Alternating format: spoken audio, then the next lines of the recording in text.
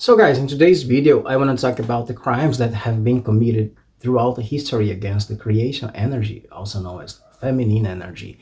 I actually don't like calling it feminine energy because people tend to misunderstand what that means. This energy has nothing to do with gender. I'm talking about the energy of creation, the energy that gives birth to all forms of life, not just here on Earth, but throughout the entire multiverse. This is the energy that brings life to all kinds of beings: humans, animals, plants, trees, and nature itself. So the big question is there any some kind of court of justice in the afterlife connected to this energy where all these crimes against creation are judged? My answer is yes, but here's where things get interesting. There are actually two different systems of justice on the other side. One is the real one, which I like to call evolutionary council. The other is the fake system created by negative extraterrestrial beings that control our planet. The real council isn't there to simply to punish you. Instead, it gives you another chance to look at the mistakes you made against creation, understand them, and actually do something to correct them by, working in the favor of life. And here's something important. You don't necessarily have to reborn here to do that. If you truly change your consciousness, you can continue your evolution from the other side. The fake system, on the other hand, supposedly takes all the mistakes you made during your lifetime and plays them back in front of you, almost like a movie. The purpose is to make you feel guilt. And once you feel guilt, they convince you that you need to reborn again to pay your mistakes. But here's the problem with that. When you're reborn, you come back with basically no memory of what you did before. So how are you supposed to fix something you don't even remember? You come back here, you suffer again, and suffering doesn't necessarily create learning or evolution. A lot of the time, suffering just creates more suffering. When you are trapped in pain, you're putting that energy, back into the universe. So what's the secret to breaking out of the cycle? I believe it has a lot to do with the vibration you have when you die. If you live this life in peace without carrying, guilt, and with understanding of how the things supposedly work on the other side, you may meet the real court of justice, the one who judges what you really did against the creation. And honestly, I think dealing with this council would be much easier than people imagine, because what they really looking uh, isn't just what you did. They're looking at who you became afterward. Did you truly regret your actions? Did you change your behavior? Did you develop compassion? Did you start working in favor of creation? If you change, that change itself can make your ascension process much easier. It's actually pretty simple.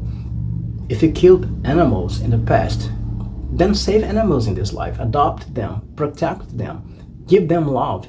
In other words, you can transform negative karma into positive dharma. If you destroyed forests in the past life, then start planting trees, take care of plants, protect nature. Because every time you give life to a plant or a tree, you are giving another soul the opportunity to experience the miracle of life. And yes, I believe plants and trees have souls too.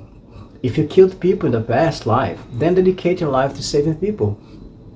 You could become a doctor, a firefighter, a paramedic, a caregiver, or simply someone who dedicates their life to protecting and helping others. Again, if you die with this kind of consciousness, you may not even need to reincarnate to continue correcting what you did.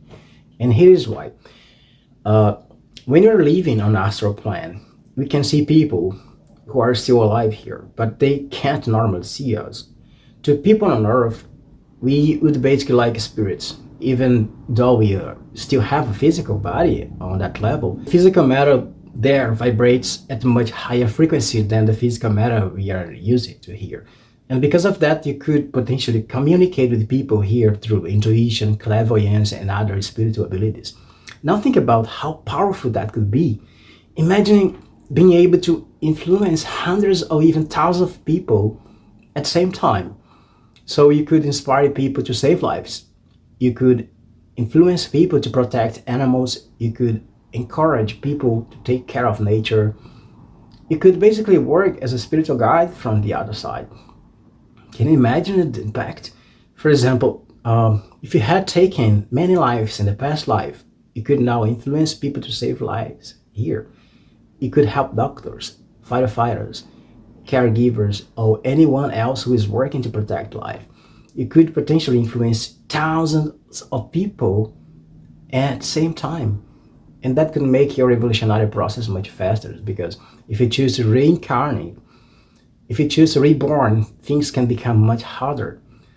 You come back here without remembering what happened before. So how are you going to fix something you don't even remember? The chances of repeating the same mistakes become much higher. You could come back into difficult life surrounded by people connected to, unresolved conflicts from previous lives and suffer without even understanding why your life is so difficult. And then you might make the same mistake all over again. So, the wiser choice is to stay on the other side and work as a spiritual guide instead of immediately reincarnating. Because negative karma isn't corrected through the suffering, it's corrected through love, consciousness, compassion, and action. It's about working for other people, for animals, for nature. That's how you transform the energy of destruction into energy of creation. Thanks for watching. I'll see you next time.